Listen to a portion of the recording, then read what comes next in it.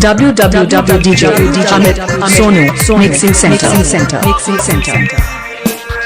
क्या नाम है आपका? अमित सोनू जी। कहाँ घर है? अमित राज।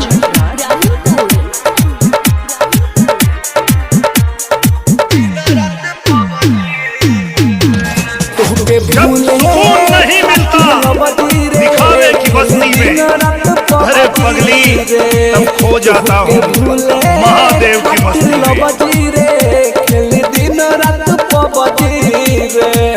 ओखिया जागता निक न लागता, ओखिया जागता निक न लागता, अरे खाना रोटी सब्जी रे तोहके भूले खातिर लबजी रे, खेल दिन रात पबजी रे तोहके भूले खातिर लबजी रे, रोज खेलता नी पबजी। क्या नाम है आपका? अमित सोनू जी। कहाँ घर है? Main road Bhorbanki. www.dj Amit Sonu Mixing Center। DJ mixing के लिए संपर्क करें डीजे अमित सोनू। दिन भरवा घरवा छोड़ी रही बहरा रे, हो प्यार कोई के धोखा दी होले जखम गहरा रे,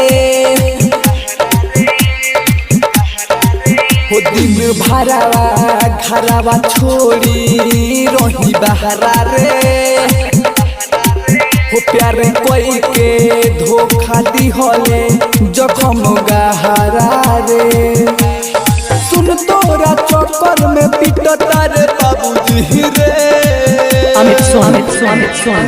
तोहके भूले खातिर लबजी रे, खेल दिन रात पबजी रे तोहके भूले खातिर लबजी रे, खेल दिन रात पबजी रे। क्या नाम है आपका? अमित सोनू जी। कहाँ घर है? Main road Bhorbanki. DJ mixing के लिए संपर्क करें DJ Amit Sonu. Pallavi recording studio Mathia मोड़। देह तो खुश सुननी बारे परमोद के संगवा रे,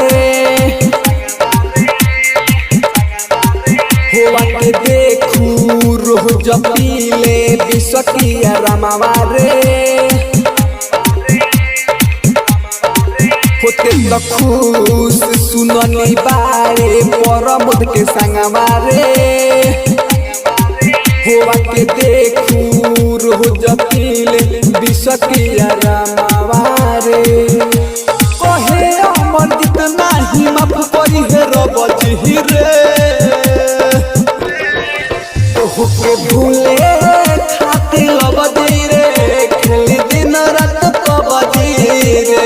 डीजे मिक्सी के लिए संपर्क करें डीजे अमित सोनू। कहाँ घर है? Main road भोरबांकी।